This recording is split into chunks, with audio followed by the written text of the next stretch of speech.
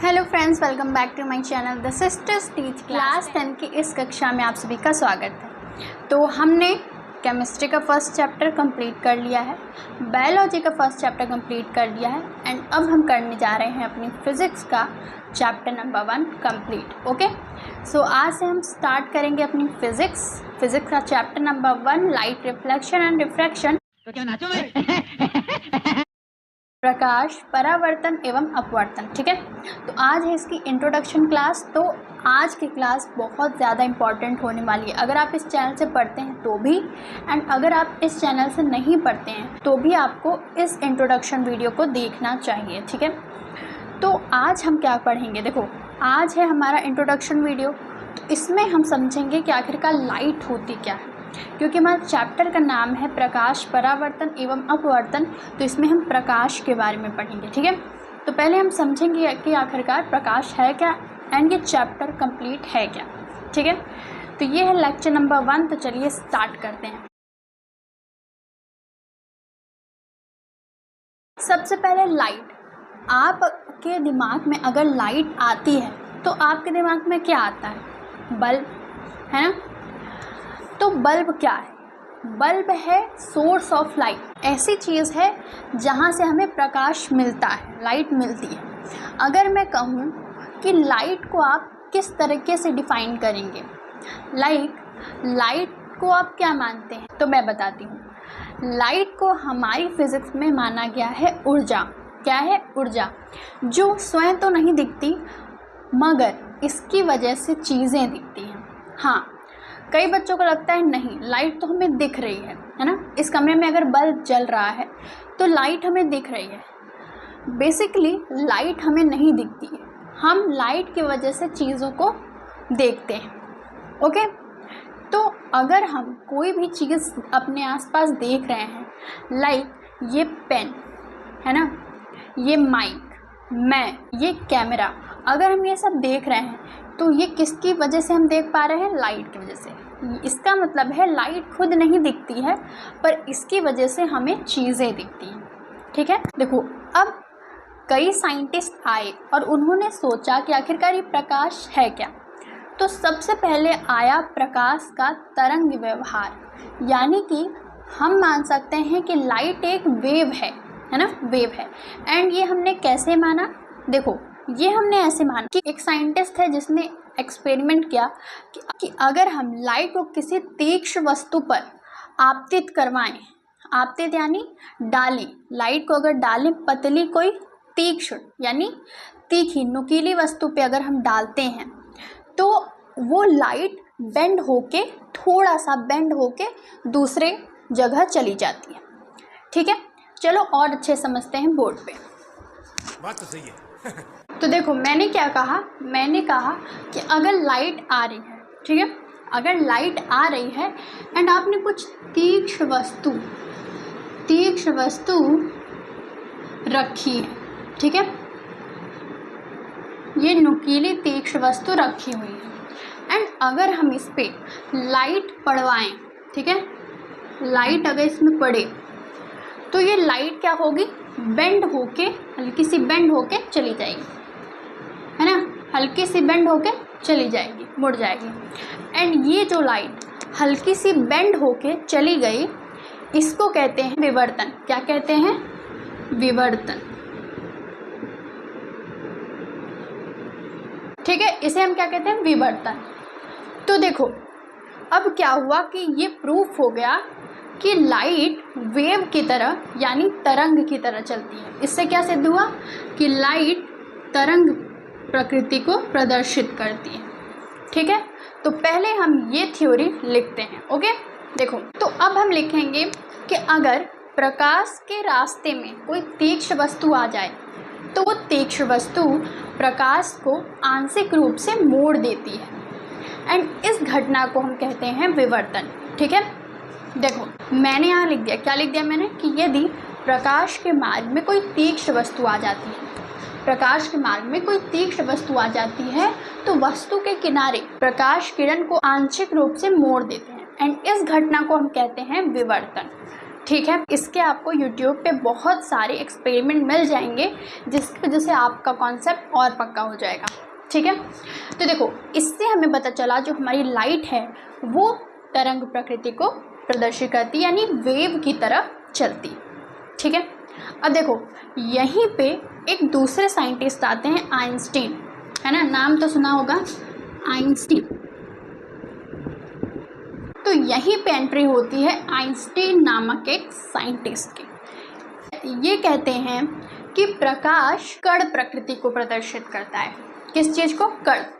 यानी कि इन्होंने कहा कि प्रकाश कण की भांति चलता है जिसे हम कहते हैं फोटोन। क्या कहते हैं?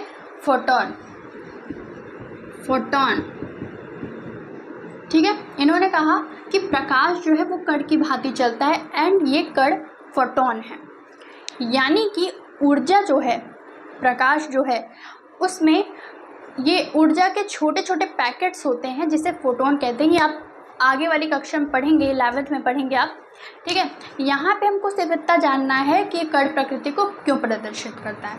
ठीक है, तो अब देखो यहाँ से फिर हम एक एक्सपेरिमेंट करते हैं। क्या करते हैं, जब हम कोई मेटल लेते हैं, है ना, मेटल लेते हैं यानी धातु लेते हैं और इस धातु की प्लेट पे जब हम प्रकाश को पड़वाते हैं, है ना, जब हम प्रकाश को इस पे पड़वाते हैं तो हम देखते हैं, हम क्या देखते हैं, हम देखते हैं कि इस प्लेट से इलेक्ट्रॉन्स निकलने शुरू हो गए हैं। क्या निकलने शुरू हो गए हैं?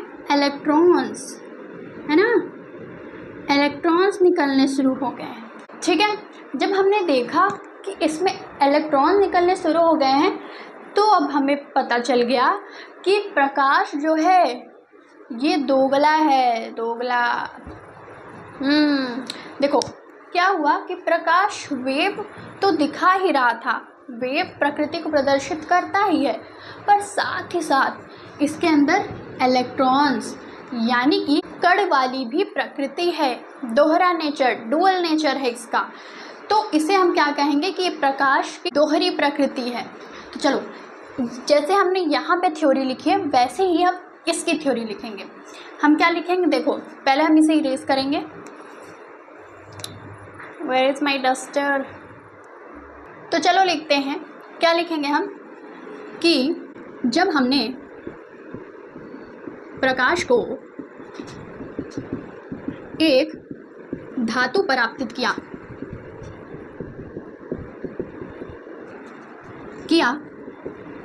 तो धातु की सतह से इलेक्ट्रॉन्स निकलना शुरू हो गए एंड इससे हमें पता चला कि भाई जो प्रकाश है वो कण की भांति भी चलता है। तो क्या हुआ? शुरू हो गए। अब देखो ये जो घटना थी इसे हमने विवर्तन कहा था, ऊपर वाली, एंड नीचे वाली जो घटना है इलेक्ट्रॉन्स निकलने शुरू हो गए तो इसे हम कहते हैं प्रकाश का विद्युत प्रभाव। ठीक है, तो हम लिखेंगे कि इस घटना को प्रकाश विद्युत प्रभाव कहा गया। एंड इस चीज से हमें पता चला अतः प्रकाश कण की भांति व्यवहार करता है। अतः प्रकाश कण की भांति व्यवहार करता है। ठीक है, अब देखो प्रकाश भाई की पोल खुल गई। क्या पोल खुली? कि ये वेव की तरह भी चल रहा है एंड कण की तरह भी चल रहा है। तो हम क्या माने, वेव माने या कण माने? तो देखो ये वाला जो चैप्टर है ना, ये वाला जो चैप्टर है इसमें हमने प्रकाश को कण माना है। कहीं कहीं आप देखोगे कि इसे हम वेव मानते हैं, पर आप देखेंगे ऑलमोस्ट सारे टॉपिक में हम इसे कण मानेंगे। ठीक है, तो आप कुछ भी मान सकते हो इसे, आप इसे तरंग भी मान सकते हैं एंड आप इसे कण भी मान सकते हैं, ठीक है। अब प्रकाश है क्या, तो हमने इसका आंसर खोज लिया कि ये तरंग है, डुअल नेचर है इसका, दोहरी प्रकृति है, तरंग है एंड कण है, ठीक है। अब देखो ये जो प्रकाश है ये हमें दिखता नहीं है, दिखता नहीं है। देखो कैसे नहीं दिखता है, आप कहोगे कि दिख रहा है, हमें तो लाइट जल रही है दिख रहा है, पर ऐसा नहीं होता है, इसकी वजह से चीज़ें दिखती हैं, ठीक है। तो हम यहाँ ये भी लिख लेंगे कि प्रकाश स्वयं तो नहीं दिखता परंतु इसकी वजह से हमें चीज़ें दिखती हैं। तो देखो अब हम देखते हैं कि हमें चीज़ें दिखती कैसी हैं, ठीक है। तो देखो मान लो कि हमारे सामने है एक चेयर, ठीक है, हमारे सामने है एक chair, okay, this is my chair. तो ये है हमारी चेयर। अब हम इसे कैसे देख पा रहे हैं, देखो जब लाइट आती है, लाइट हमने जलाया तो लाइट इसके ऊपर पड़ी, चेयर के ऊपर, इस चेयर के ऊपर लाइट हमारी पड़ी। अब ये लाइट रिफ्लेक्ट करेगी, रिफ्लेक्ट क्या होता है, परावर्तन, ठीक है, परावर्तन करेगी। एंड जब ये रिफ्लेक्ट करेगी तो ये हमारी आँखों के अंदर घुस जाएगी। ये देखो ये हमारी आँख है, ठीक है, डरावनी आँख। तो ये हमारी आँखों के अंदर घुस जाएगी एंड हमें दिख जाएगा कि ये सामने चेयर रखी है, ठीक है। तो वो चीज़ें हमें दिख रही हैं क्योंकि उसमें लाइट रिफ्लेक्ट कर रही है। अगर हमें कोई चीज़ दिख रही है तो पहले लाइट गई उस पर, ठीक है। जैसे मान लो मैं आपको दिख रही हूँ तो लाइट मेरे ऊपर आई, ठीक है, मेरे ऊपर आने के बाद रिफ्लेक्ट करके आपकी आँखों में गई, फिर आपने ये वीडियो देखा, ठीक है। तो लाइट कुछ इस प्रकार करती है कि लाइट खुद तो नहीं दिखती पर उसकी वजह से चीज़ें दिखती हैं, ठीक है। अब देखो जैसे हमें ऑक्सीजन दिख रही है क्या, नहीं दिख रही, तो क्या है, नहीं ऑक्सीजन है, पर ऑक्सीजन हमें नहीं दिख रही है क्योंकि ऐसी ये है ही नहीं कि लाइट इस पर रिफ्लेक्ट कर पाए, ठीक है। यानी कि अगर हमें किसी चीज़ को देखना है तो वो ऐसा होना चाहिए कि लाइट उसमें से रिफ्लेक्ट कर पाए, क्योंकि ऑक्सीजन के मॉलिक्यूल्स इतने छोटे छोटे हैं कि लाइट उससे रिफ्लेक्ट कर ही नहीं सकती, इसलिए हम इन सब चीज़ों को नहीं देख सकते। पर हम देख क्या सकते हैं, जो चीज़ें हमें दिख रही वो हम देख सकते हैं। क्या बोला तूने? तो देखो अब ये वाली स्लाइड आपको मिलेगी टेलीग्राम चैनल पे। अब इसे इरेज करते हैं एंड समझते हैं और चीज़ों के बारे में। देखो हम समझते हैं कि प्रकाश की किरण क्या होती है, ठीक है, प्रकाश की किरण।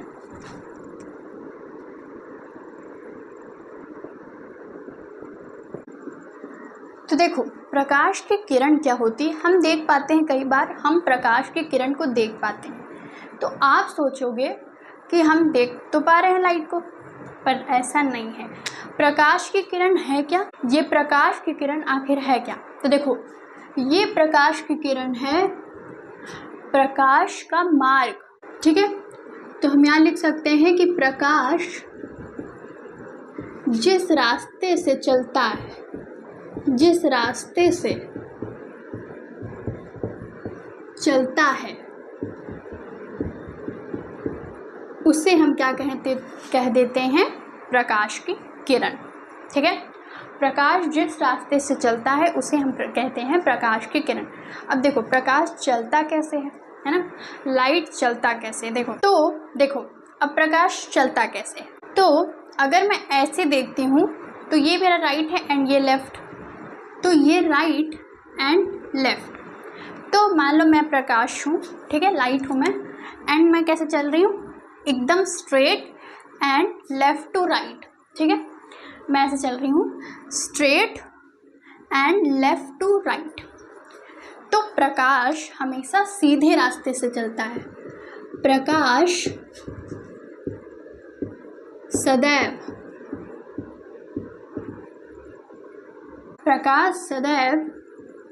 सीधी रेखा में चलता है। कैसे चलता है, सीधी रेखा में, ठीक है। एंड मैंने आपको बताया लेफ़्ट टू राइट, कैसे चलता है, लेफ़्ट टू राइट, यानी कि ये चलता है बाएं से दाएं। ये पता कैसे चला? ये पता चला एक्सपेरिमेंट से, ठीक है। अब देखो, लाइट चल सकता है किसी पारदर्शी माध्यम में। ये कैसा है? पारदर्शी। पारदर्शी किसे कहते हैं? जिसके आस अगल बगल हम देख पाएँ, ठीक है। जैसे कोई कांच होता है तो कांच हम आर पार देख पाते हैं, तो उसे हम कहते हैं पारदर्शी। अगर इसके रास्ते में कोई अपारदर्शी वस्तु आ जाए, ठीक है। अब देखो, ये आंसर है परछाई कैसे बनती है। तो परछाई कैसे बनती है बताओ, कैसे बनती है? तो यदि जब प्रकाश के मार्ग में कोई, ये पारदर्शी है तो इसके आर पार देखा जा सकता है, एंड लाइट इजीली इसके आर पार फ्लो कर सकती है, बह सकती है, ठीक है। पर अगर प्रकाश के मार्ग में कोई अपारदर्शी, अपारदर्शी का मतलब जिसके आर पार हम नहीं देख सकते, तो अगर कोई अपारदर्शी वस्तु आ जाए, तो अगर अपारदर्शी वस्तु आ जाए तो क्या होगा? तो उस वस्तु का या फिर उस वस्तु की परछाई बन जाएगी,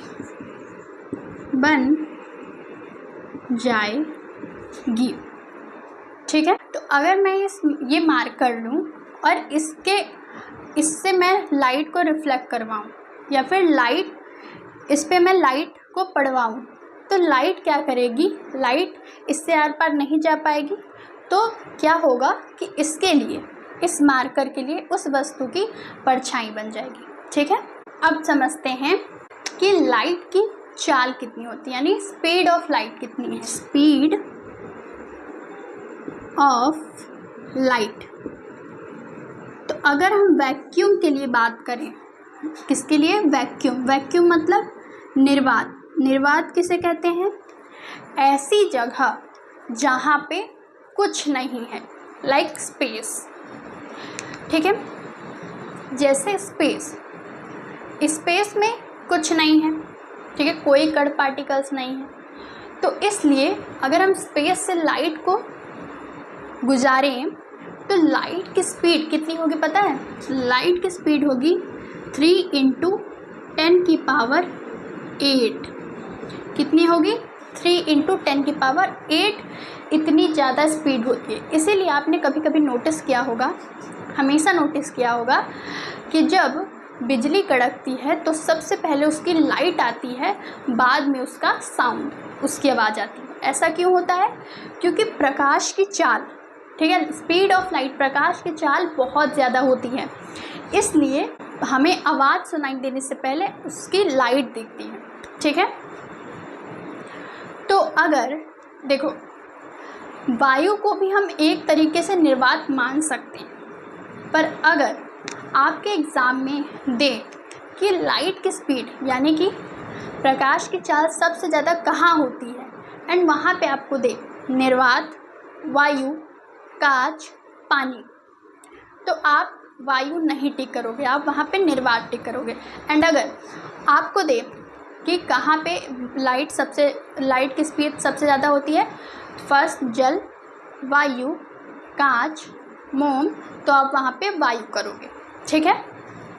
अब देखो, ये जो स्पीड ऑफ लाइट है, कई बच्चे समझते हैं कि लाइट की स्पीड है वो 3 × 10⁸ होती है तो हर जगह वही होती है। ऐसी बात नहीं है, ये डिपेंड करता है माध्यम पे, ठीक है, डिपेंड ऑन मीडियम, ठीक है। अगर आप इसे कांच से गुजारेंगे लाइट को तो इसकी स्पीड अलग होगी, अगर आप पानी में गुजारेंगे तो उसकी स्पीड अलग होगी। एंड अगर हम वैक्यूम यानी निर्वात में, ठीक है, निर्वात में इसको गुजारेंगे तो सबसे अधिक 3 × 10⁸ होगी, ठीक है। अब देखो, जो प्रकाश की किरण का समूह होता है, ठीक है, प्रकाश की किरण का समूह, प्रकाश कि किरण का समूह क्या कहलाता है? प्रकाश पुंज। क्या कहलाता है? प्रकाश पुंज। ये आपको पता होना चाहिए, क्या कहलाता है? प्रकाश पुंज। ठीक है। एंड ये जो प्रकाश पुंज होते हैं वो कई तरीके से चलते हैं। किस किस तरीक़ों से? देखो, ये चलता है अभिसारी, अपसारी और समांतर। और कैसे? समांतर। अब देखो, ये अभिसारी का मतलब क्या होता है? अभिसारी का मतलब क्या होता है? एक जगह पे केंद्रित हो जाना। ठीक है। अभिसारी का मतलब क्या होता है? कि लाइट एक जगह पे केंद्रित हो जाएगी। अपसारी का मतलब क्या होता है? कि लाइट फैल जाएगी। लाइट क्या करेगी? ये फैल जाएगी। एंड समांतर का मतलब क्या होता है? कि लाइट एक दूसरे के समांतर चलेगी। ठीक है। तो प्रकाश पुंज होता है, ये 3 प्रकार का होता है। अभिसारी, एक जगह पे केंद्रित होना, अपसारी, फैलना, एंड समांतर, सब सारी प्रकाश किरणें एक दूसरे के समांतर चलेंगी। ठीक है। अब एक चीज़ और हमें इम्पॉर्टेंट है, बेसिकली हम इसे वर्ड मीनिंग कह सकते हैं, हमारे लिए इम्पॉर्टेंट है। प्रदीप्त वस्तुएं एंड अदीप्त वस्तुएं क्या होती हैं? तो मैं यहाँ पे लिख रही हूँ। ठीक है। यहाँ पे मैं लिख रही हूँ प्रदीप्त वस्तुएं। प्रदीप्त वस्तुएं। अगर आपको नहीं दिख रहा है तो आप प्लीज़ अपने इस वीडियो की क्वालिटी को बढ़ा लेंगे। ठीक है। समझते हैं। प्रदीप्त वस्तुएं वो होती हैं जिनसे प्रकाश निकलता है। लाइक अगर मैं बल्ब की बात करूं तो बल्ब से प्रकाश निकलता है। ठीक है। यानी बल्ब जलता है तो हम कह सकते हैं कि बल्ब प्रदीप्त वस्तु है। यानी कि जिस चीज़ से प्रकाश मिलता है या फिर निकलता है। ठीक है। जिस चीज़ से प्रकाश निकलता है उसे हम कह देंगे प्रदीप्त वस्तुएं हैं। जैसे सूरज, सबसे बड़ा source of light Suraj, bulb. ठीक है। ये सब चीज़ क्या है? ये सब चीज़ हैं प्रदीप्त वस्तुएं। अदीप्त वस्तुएं क्या होती हैं? देखो, इसका जस्ट अपोजिट अदीप्त वस्तुएं। अदीप्त वस्तुएं वे वस्तुएं होती हैं जिनसे कि प्रकाश नहीं निकलता। यहाँ पे मोस्ट ऑफ द थिंग ऐसे ही हैं जिनसे प्रकाश नहीं निकलता। लाइक ये बोर्ड, ये मार्कर, पत्थर, है ना, खाना, कॉपी बुक। ठीक है।